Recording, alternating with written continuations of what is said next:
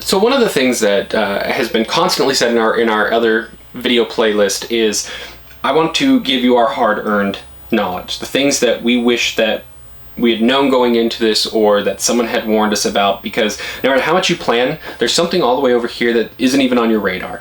And if we can draw your attention to one of those things really quick and save someone $1, I'm going to be pretty happy, because a lot of the mistakes that we have made have hurt drastically, either financially, physically, or mentally. And I don't want people to go through that. So if you're looking for the family fun adventures of us playing and having fun, go to the other playlist. It's over there. I promise you, it's a lot more fun than this. This is just more informative at this point.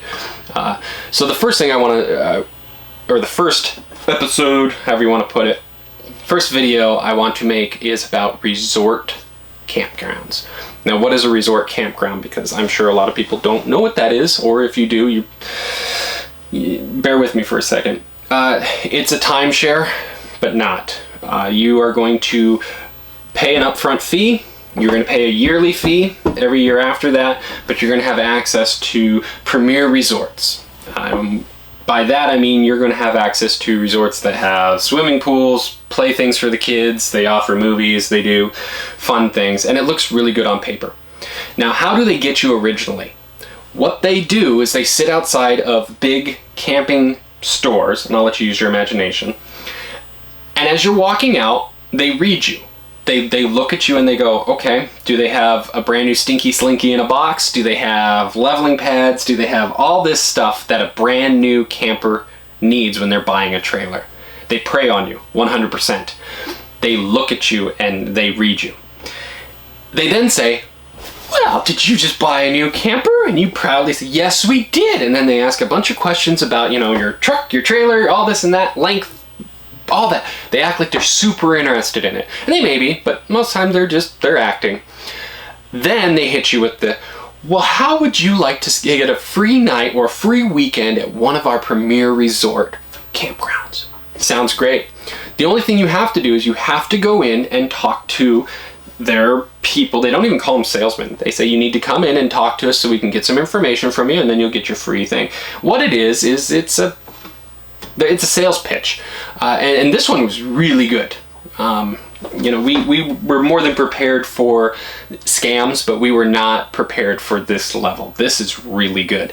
So when you walk in, it's a very fancy building, and there's your hostess, or not hostess, but your the lady that answers the phones, reception, and she offers you coffee or a soda or water or whatever you want. And then as soon as you get your drink, in walks your salesman, and it's a very impressive office. There's a big glass square in the middle where there's a guy sitting there, and he's on the phone, he's clacking away on the computer, shuffling through papers. He's busy, he's important, he's the big boss. And if your office that they're gonna sell to you in is over here, they're gonna walk you the long way around, because they want you to see how important and big and powerful this individual is, and look at the company he's run. They're then going to show you pictures of this fancy resort, and they're going to make it sound like that is the status quo. It's not. It's the anomaly. It's the flagship campground. It has all the bells and whistles. It's really well taken care of. It's usually the newest. And then they pitch you the idea. We messed up 100%. We told them our plan was to be 100% full-time living in this thing. And so he sat down and said, you are going to spend this much on average per year if you stay every night at a campground. If you buy this package, you have access to both our catalogs of our campgrounds.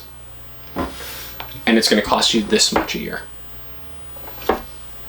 They also tell you what you do is you call this number or this number from this catalog, depending on which campground you're going to.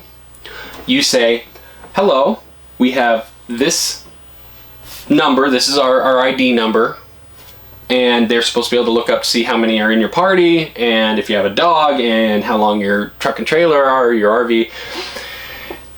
And then what was pitched to us is, you tell them we want to stay from this day to this day, and then they make the reservation, and then that's it. And if you have other places, you say, we'd like to stay in this place from this time to this time. And they say, okay, have a great day. We'll see you then. That's how it was pitched to us. Now, yes, I realize how silly that is in retrospect, because places have maximum capacities, plain and simple. You can only fit so many people in a box, especially when they're moving big trucks and trailers and RVs around. But we were also even pitched the idea that, let's say you're traveling from this state to this state and you need a spot to stay for the night. Pull into any one of these campgrounds, tell them that you're a member, show them your member ID, and they'll find a spot for you to stay the night. Even if it means you just set up right there in the very front driveway of the campground and they give you an extension cord to plug in and a garden hose to give you some water. That is not true. We tried that twice and were laughed right out of the campground. That never happens. The fire marshal would never allow us to have you drop your trailer here or even park the night here. No, get out of here. Also, we found that, no, you don't just call these places and they let you in. In fact, we found out every time we called, sorry, they're full. We also found that every holiday is a blockout, meaning you can't use it. Even if you get into the campsite, you're not going to get the reduced price. You're going to pay full price, but we were never even able to get a reservation at a place on a holiday, so that was a moot point that we found out later after reading the fine print. But what happens is that they prey on you, plain and simple. They prey on the fact that by the time you figure this out, because the average consumer isn't going to figure this out until way, way, way down the road, to the point where that you're not going to get your money back, so you're not even going to try. Us, on the other hand, we found out right away that this is not going to happen, you're not going to get into these places, especially now with how busy camping is in general, especially during the summer months. But it got to a point where when we bought the thing, the guy gave us his business card and he said, if you have any problems or concerns, give me a call day or night, anytime. This is my cell phone number. Reach me there. No, that is not his cell phone number. That is a generic number that they give that goes to reception. And yeah, the reception lady started out nice, but then when I told her my problems and my concerns and that I needed to speak to so-and-so, it was an instant change in her personality. She became a different person, and it was very short, very crass, very meh. And, I waited on hold, and I finally got this guy to answer. And he was just aggressive right off the bat. He was playing mental jujitsu with me. And there's something that my mother taught me a long time ago, and it's rung really true the older I get. And it's not what you say, it's how you say it. This guy said, "That is really weird. I have never, in my 25 years of working here, ever heard of anybody being denied access to a park, let alone multiple parks." Now, what he said and how he said it are completely different. The way he said it was, "That's weird. I've been here for 25 years and I have never had a problem like this before." What that is a mental game that he is playing with you, because he is making it sound like you are the problem. You are the anomaly. You are the one that's the problem. Because nobody else has a problem, it's just you. And notice that he actually didn't offer any advice. It wasn't, "Wow, I'm really sorry to hear that. That's so weird. I've never heard of that ever. I've been here 25 years. I've never heard. Let's call one of these parks and find out why you're being denied. You're a premium member. You should be able to get in." No. Well, you're just going to have to keep calling and trying. You'll get in eventually. So you know what I did? After I got off the phone and I sat down and I thought about it for a minute, I realized what he was doing. I realized the games he was playing and how he was trying to mentally manipulate me. I ended up bypassing this magic little numbers that you call here, and they're little people that call them and do whatever their magic is. I called the park directly. And I said, "Hey, I have a 43-foot fifth wheel. I have my wife and myself, our 3 kids, and our dog. We would like to stay from this night to this night. Do you have any availability? And she goes, yeah, we do. And I said, okay, perfect, let's book it. And I hate to be deceptive, but this is the situation. I'm actually a member of this group, and I was told that you guys were full. And she goes, yeah, we get that a lot. Unfortunately, what happens is this group, they buy bulk nights from us. They buy X number of nights a year from us. And once that number is exhausted, we don't allow anyone else from this group into this park.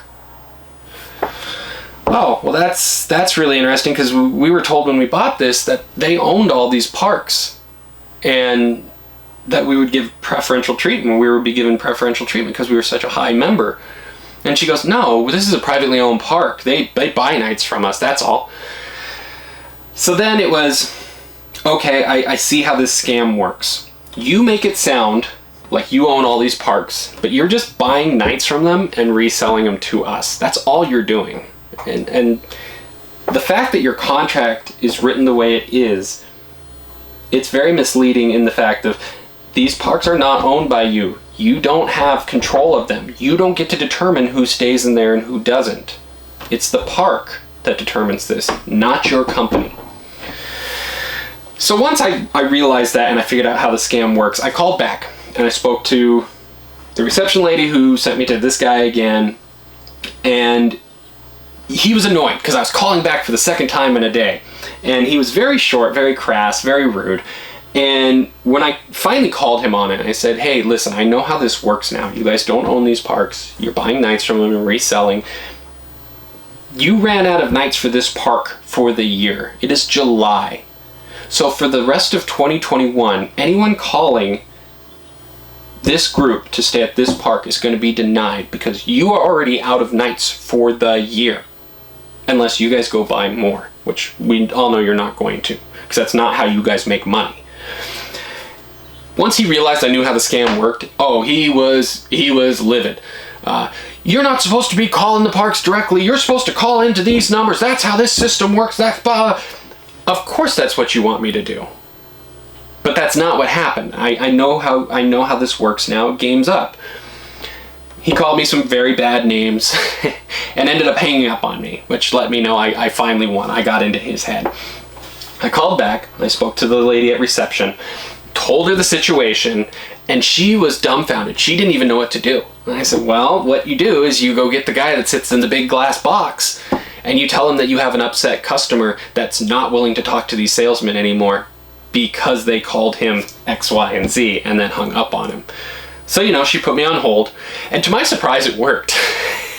I was totally expected to be told to buzz off or, he'll call you back, but no, she patched me through, and I spoke to the big boss, and I told him the situation, what was going on, and he played the same mental jiu-jitsu games. He tried, at least, and I was ready, and I gave him the list of my problems, including now what the salesman had done and how unprofessional he had been, and the guy kind of knew that the jig was up, but he was still kind of fighting me a little bit. He's like, well, your contract that you signed says that you have 3 days to get out. You're 3 months into it, or whatever we were at the time.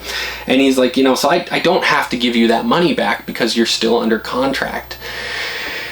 And, I'd made mention that, well, the contract stipulates that you guys own these parks and you don't. And we know that now, and we can prove that pretty simply. So, if you want to argue contracts, we can, but that's not what we're arguing. And I said, on your card, your business CRE is, if the customer isn't happy, we're not happy. I am a customer, I am not happy, which means you're not happy, correct? And he knew I'd used his game against him. I'd used his words against him, and people hate that for some reason. Can't imagine why. And I give him credit. He did the right thing. He gave us our money back. All of it. In a very timely manner at that. So I give him 100% credit for that. He could have made it worse. And yes, we could have hired an attorney, and yes, we could have gone to court and argued it back and forth, and it could have taken a long time. But he didn't. He gave us our money back. And I think we are the anomaly in that sense. I think he realized that his employee was way in the wrong, acted unprofessionally, sold us a bill of goods, and I think he realized that we were willing to take it as far as we had to. And I think that's why we got our refund. Now, if I can offer you guys any advice, if you are walking out of a camping store or anywhere else and somebody starts chatting to you about your new trailer or your trailer period, they're not interested in your trailer, they're working you over. If they offer you a free night or a free weekend or a free anything, walk away. Nothing's free. If they tell you that you need to go to a presentation, realize 100% that it is a timeshare style thing. You are never going to get your money's worth out of it, and it's probably just going to be a giant headache at the end of the day. Walk away. Walk away. No thank you. Have a good day. Now, if you're already in I don't want to say timeshare, but if you're already in one of these resort park things, try to get out of it. You never know until you ask. But come prepared. Have your list of grievances. Have your complaints and ready to go and work your way up the chain of command. Put your time in that way and log it, because that way when you do get to somebody that can actually help you, you have a list and they're not prepared for you. They're preying on you not being prepared for them. Like the salesman, several times he got really aggressive and he's like, well, what parks have you tried to stay at? And then he was completely blown away when I said, well, we tried from this day to this day at this park. We also tried from this day to this day at this park. We tried this park this day to this day. And he was so dumbfounded that I had the park names, the phone numbers, everything that he was asking for. I had it right then and there, and it really caught him off guard, and I think it messed him up the most. That and someone calling him a liar to his face, because at one point he did go, "Are you calling me a liar?" And this is all on the phone. "Are you calling me a liar?" And I said, "Absolutely." "Well, how dare you?" "No, not how dare me. You are a liar, and I'm calling you out on it because you are a liar. There's nothing wrong with me calling you a liar when you are a liar." And, he did not like that. But too bad, so sad. He's a liar. If you've had this membership for years, you're not going to get your money back, plain and simple. You've waited too long, unfortunately. But, speak out. Tell people, don't buy these things, walk away, because you're never going to get your money's worth. And yes, I know that there's someone out there that's probably, "Me and my husband have had a membership for years, and we are great, and we love it." That's fine. You're the anomaly. That doesn't happen often. Good for you. If you have a positive experience with one of these, leave a comment. Tell us which one. We're human. We're subject to change our opinion in our minds based on data. So if you have a good company that you've worked with that you can recommend, please recommend it in the comments. If you've had a bad experience, I personally don't have a problem leaving comments with calling companies out, because that's our right. We can do that, and we should. Seeing as this company did the right thing for me, and in the interest of not starting any more drama with them, I'm not going to name them personally. That is just my choice. But if you guys have any negative interactions with companies like this, feel free to leave it in the comments. If you want to contact us, I'll leave the email address for us right here, our contact right here somewhere, or in the description somewhere. It'll be easily attainable. If you need someone to bounce ideas off of, please feel free to reach out to us. As someone that has been through it and done it, I know sometimes just talking it out with someone that has a little bit of knowledge can help, and I'm more than willing to do that. I want to help people. I want to make life easier for people, especially ones that are just getting into this. So please reach out to us if you need. I will do whatever I can to help you to the best of my ability. Thanks for watching. Hopefully you got some information out of this, and we'll see you next time.